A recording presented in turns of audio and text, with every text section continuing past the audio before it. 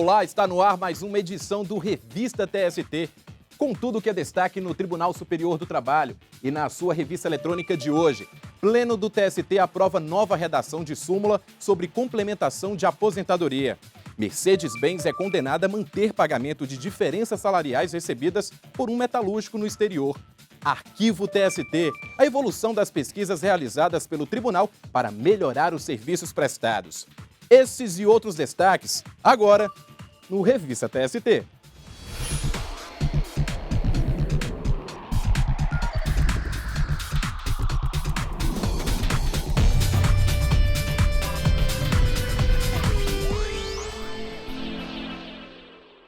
Em sessão extraordinária do Tribunal Pleno, os ministros da Corte Trabalhista aprovaram a nova redação da súmula 288 do TST.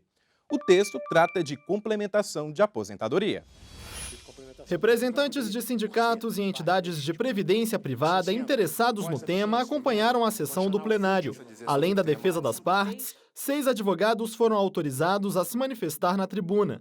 A discussão sobre a alteração da súmula 288 foi remetida ao Tribunal Pleno após a suspensão de um julgamento na seção 1 de dissídios individuais. O processo em questão, na SDI 1, envolvia um pedido de complementação de aposentadoria de um técnico em operação da Petrobras, que mesmo depois de aposentado pelo INSS, continuou trabalhando. A análise do caso foi motivada porque o trabalhador de Sergipe, admitido em 1987, foi contratado quando o regulamento básico do plano de benefícios não tratava sobre a necessidade ou não do desligamento do emprego para o empregado ser contemplado com a aposentadoria complementar.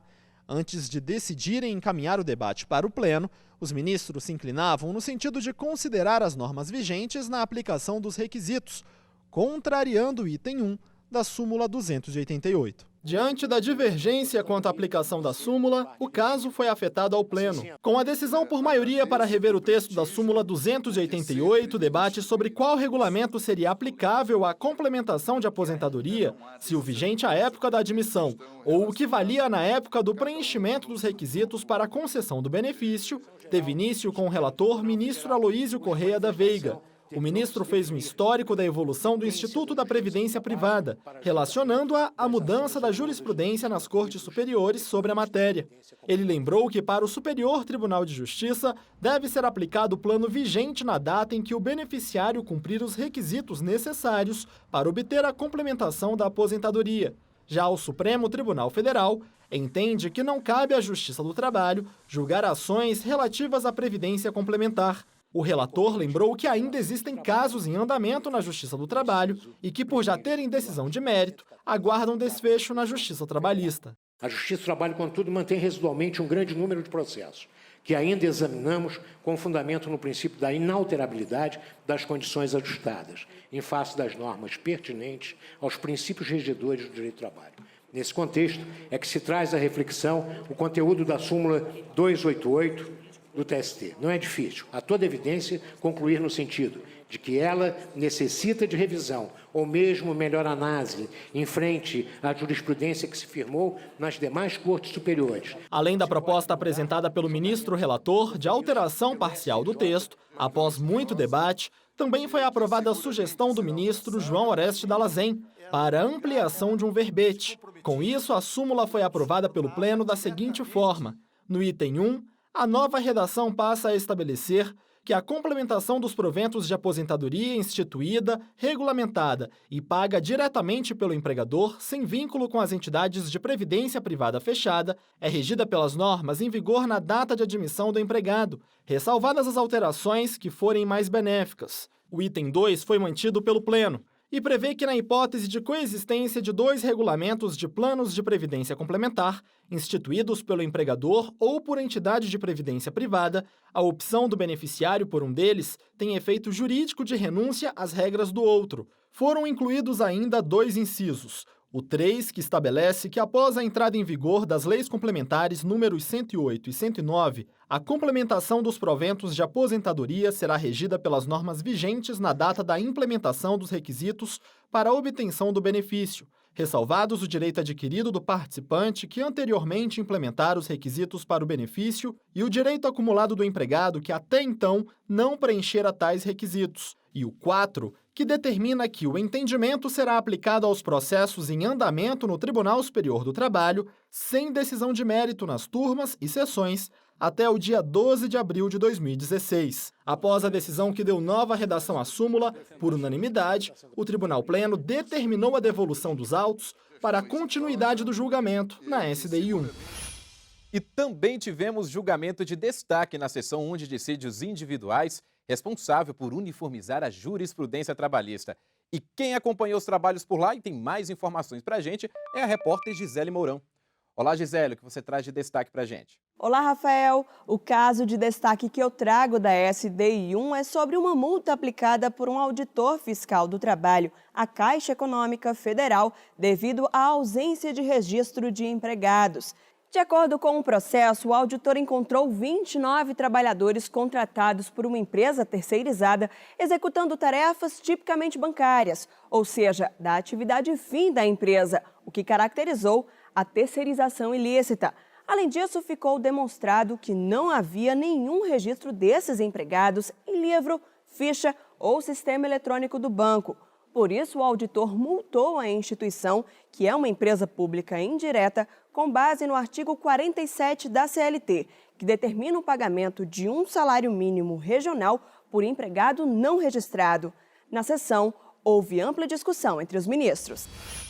A Caixa Econômica Federal entrou com recurso afirmando que não existe previsão na CLT de aplicação de multa em caso de terceirização ilícita. O banco ainda alegou que o registro dos trabalhadores não deveria ser feito pela instituição financeira, uma vez que eles eram contratados por empresa terceirizada, cabendo a ela fazer esse registro e não ao banco. O relator na sessão 1 de dissídios individuais, ministro Cláudio Brandão, negou seguimento ao recurso da Caixa Econômica. Para o ministro, o auto de infração é válido, uma vez que ficou constatada a terceirização ilícita e a falta de registro dos empregados. Está transcrito no acordo da turma, as folhas 7 do meu voto, que o auditor fiscal lavrou a multa porque encontrou empregados sem registro.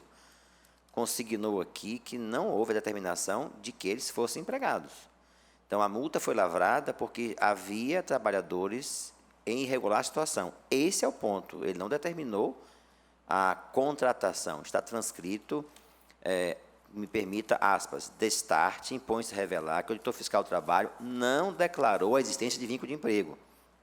Apenas verificou, estou lendo o acordo transcrito da turma, que as normas de proteção ao trabalho, no seu pensar, não estavam sendo observadas, artigo 626 da CLT, em razão, repete-se, da falta de registro dos 29 trabalhadores, artigo 41 da CLT, que despendiam, em prol do crescimento econômico da recorrida, força de seu trabalho. A multa foi aplicada com base no artigo 41 da CLT, que diz: será obrigatório para o empregador o registro dos respectivos trabalhadores em todas as atividades.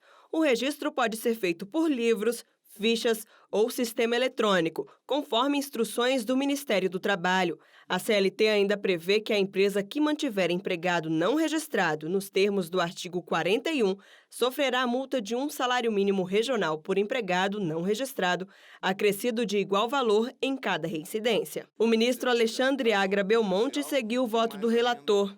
Ele esclarece que o objeto do contrato, que ele ainda teve esse cuidado de verificar o objeto do contrato, se limitava à contratação de operadores de computadores.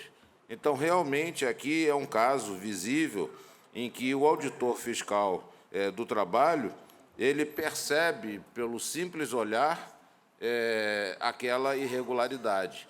Ou seja, não existe aí a formação de um juízo mais aprofundado que caberia, neste caso, ao Poder Judiciário. Ou seja, nós estamos diante da hipótese de uma evidência. A fraude é evidente. Para aquele tipo de serviço, precisaria fazer contratação. E essa contratação teria que ser através de concurso público. O ministro João Oreste Dallazen explicou que ficou demonstrada a terceirização ilícita no caso. A irregularidade da terceirização, eu diria mesmo a ilegalidade da terceirização, já que ela se destinou ao atendimento de uma atividade fim que, portanto, deveria ser atendida mediante a contratação de empregados previamente submetidos a concurso público. O ministro Renato de Lacerda Paiva abriu divergência, que foi seguida pelo ministro Brito Pereira. O presidente do TST, ministro Ives Gandra Martins Filho, também não considerou válido o auto de infração. O que o fiscal faz? Ele encontra trabalhadores que estão registrados efetivamente na empresa terceirizada, Ele faz um juízo de valor, entende que eles estão trabalhando lá irregularmente, segundo a visão dele, e impõe uma multa com base no quê? Aqui está, descrição da ementa. Manter trabalhador sem o devido registro em livro, ficha ou sistema eletrônico competente. Como é que a Caixa Econômica poderia ter esses trabalhadores registrados no seu livro? Eles estão registrados no livro da terceirizada, mas não estão registrados na Caixa Econômica. Como é que ela poderia sem fazer concurso público? Então, colocar uma multa para uma obrigação que a Caixa não pode fazer em relação a esse rol de trabalhadores que foram encontrados pela fiscalização do trabalho irregularmente, como é que eu posso impor uma multa? Eu acho difícil aplicar multa com base neste fundamento.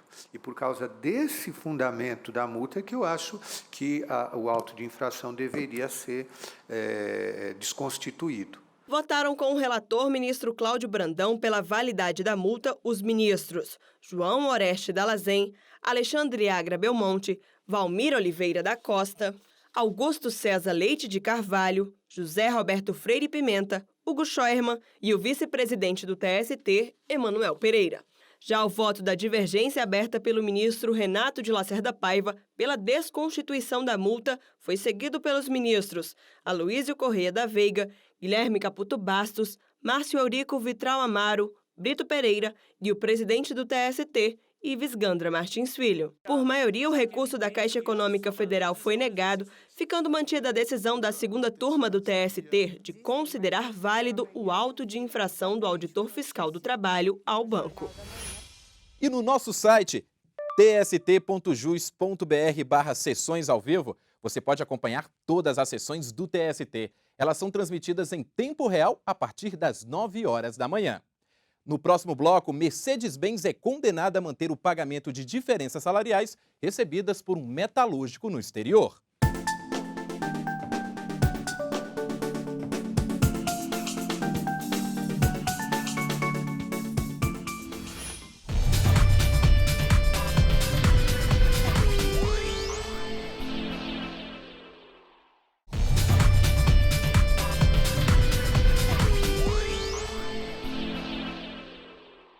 Estamos de volta com o Revista TST. Chegou a hora de fazer um giro pelas turmas do tribunal com algumas decisões de destaque.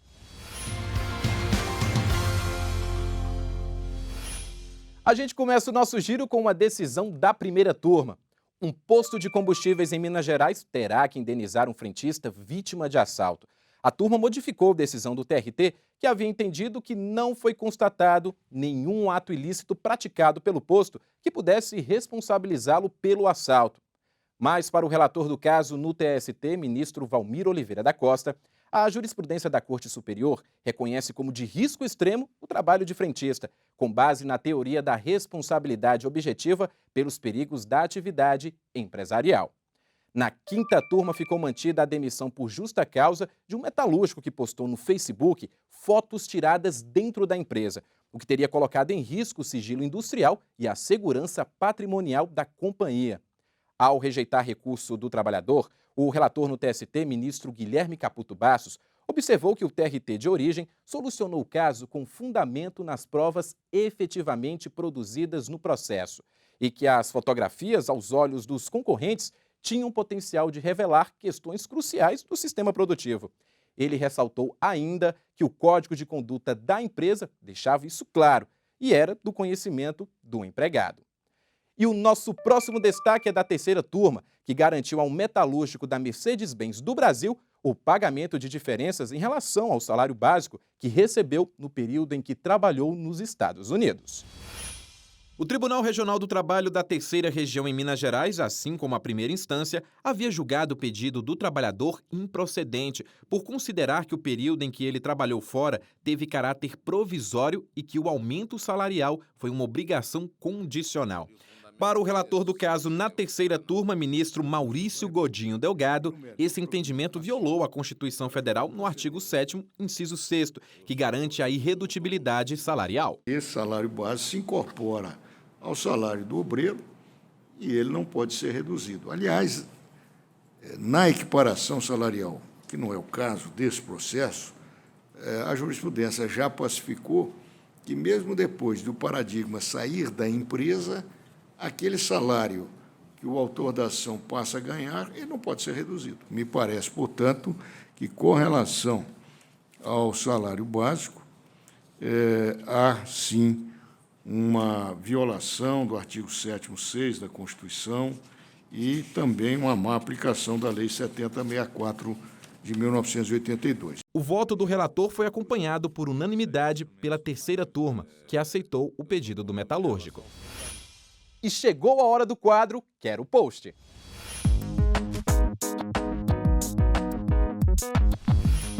As perguntas são selecionadas a partir das dúvidas enviadas pelas redes sociais com a hashtag Quero Post. A Di Santos quer saber se a empresa pode demitir um empregado que está afastado por licença médica.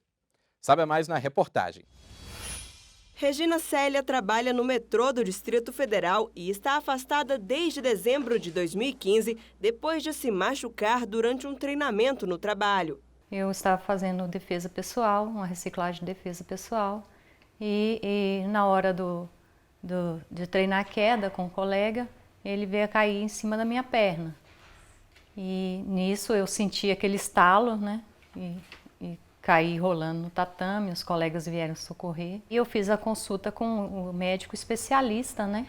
Após eu fazer o exame de ressonância, e ele falou que o problema era sério, era grave, e que eu teria que ficar imobilizada e esperar aguardar a cirurgia, né? Regina rompeu o ligamento da perna direita. Atualmente, ela faz fisioterapia e hidroterapia para amenizar o trauma e não vê a hora de voltar a trabalhar. Na hora que eu penso na situação, né, chega a me dar um suor, assim, porque é uma situação que eu não esperava passar, né? Porque quem imaginar que fazendo um treinamento de trabalho eu ia me acidentar e ia ficar esse tempo todo afastada, né? Para quem é servidor público da União, a licença para tratamento de saúde é regulamentada pelo Decreto número 7003 de 2009. Já os trabalhadores seletistas têm direito ao recebimento de auxílio-doença. Em caso de afastamento de até 15 dias, o empregado vai receber da empresa o salário proporcional. Já a partir do 16º dia, é a Previdência Social que fornece o benefício. Nesse caso, o cálculo é feito com base na média dos maiores salários do beneficiário.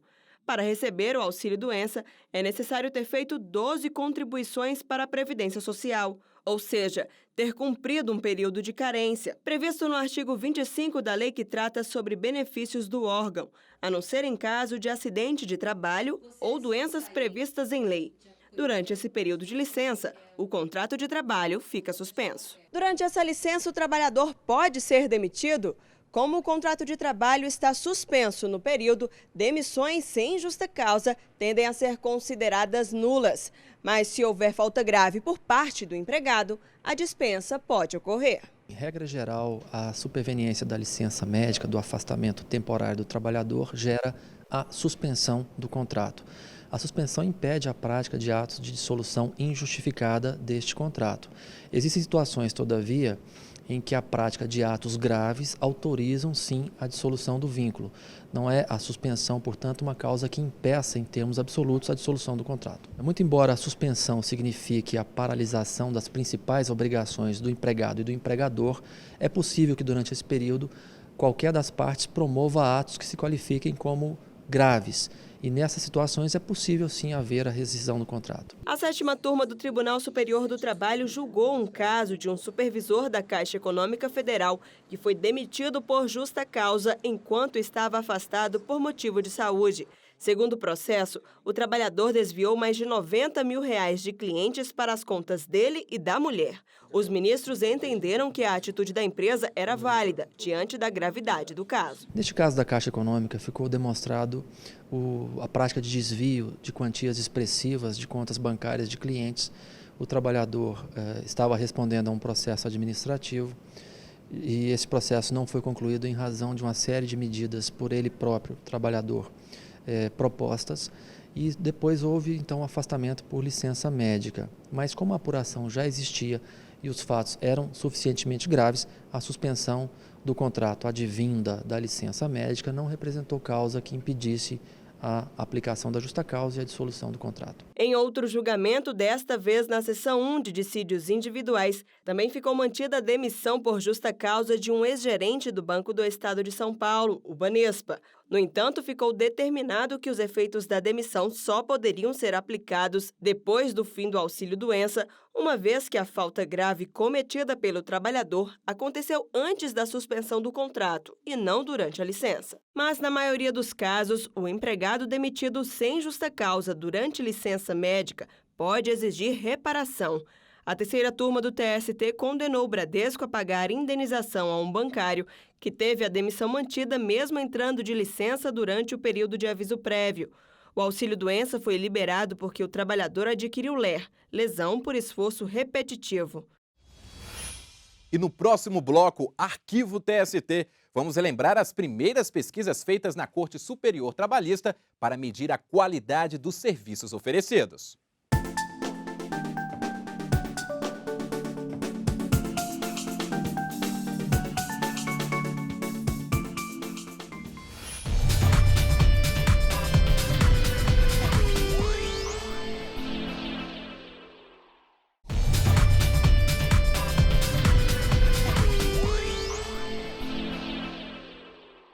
Estamos de volta com o Revista TST e veja agora outras notícias de destaque. O presidente do Conselho Superior da Justiça do Trabalho e do Tribunal Superior do Trabalho, ministro Ives Gandra Martins Filho, esteve no TRT da 5ª Região na Bahia, onde verificou as iniciativas desenvolvidas na área de tecnologia. Ele destacou a busca de alternativas para cobrir o corte no orçamento da Justiça do Trabalho, que impactou principalmente o processo judicial eletrônico. Os 75 anos da Justiça do Trabalho são tema de exposição no TST. A mostra traça um panorama da evolução da Justiça do Trabalho, procurando compreender o século XX como o século do trabalho. A exposição pode ser visitada no Memorial do TST, das 9 da manhã às 7 da noite.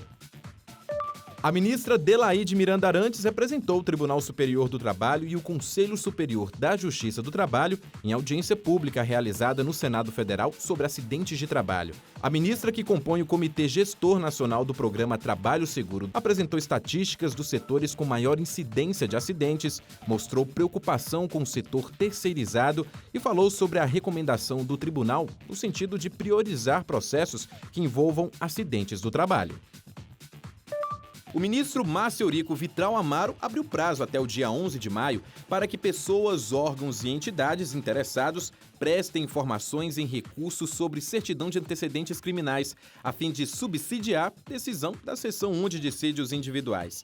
A íntegra do edital de intimação está disponível no site do TST. E vamos relembrar fatos que marcaram a história do Tribunal Superior do Trabalho?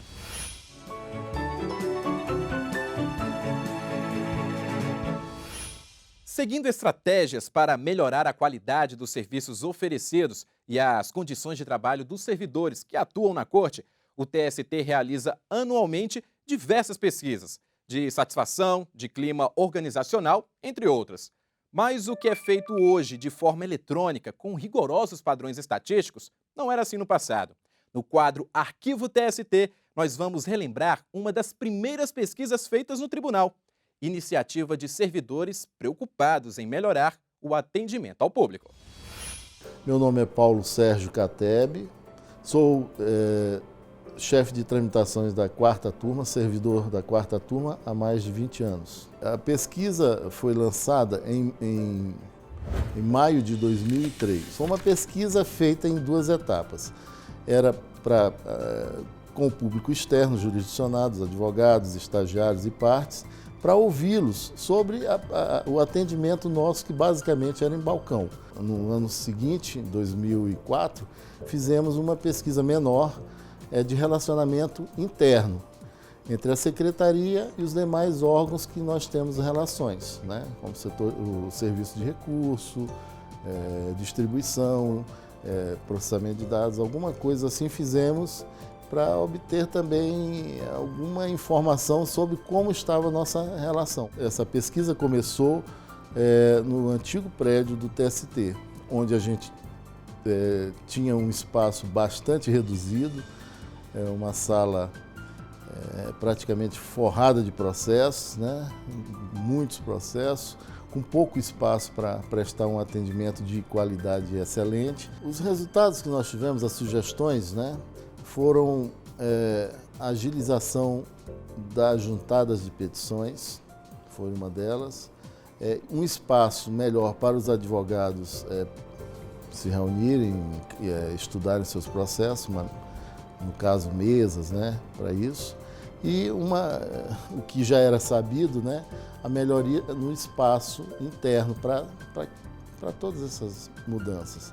Isso aí, normalmente, logicamente, veio depois da mudança para nosso prédio hoje atual. Ainda não contávamos, nessa época, com um sistema computacional que pudesse fazer essas pesquisas. Então, usamos de forma simples, providenciamos formulários na Secretaria, elaboramos a pesquisa, distribuímos a pesquisa, marcamos data para o período para avaliação. Hoje em dia nós temos ferramenta também da computação, da agilidade em prestar informação mais rápida, mais prática. O sujeito em casa pega a internet. Acredito que influenciou os demais setores, os demais órgãos do próprio TST, da própria Justiça, a dar continuidade a um trabalho que, na realidade, não é nada difícil. É um trabalho muito simples, onde se pode captar melhorias e medir a qualidade do serviço prestado.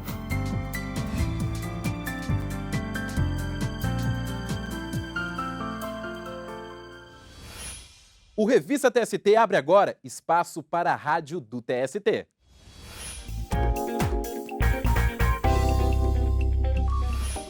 E eu vou conversar agora com a Priscila Peixoto, apresentadora do programa de rádio do TST Trabalho e Justiça.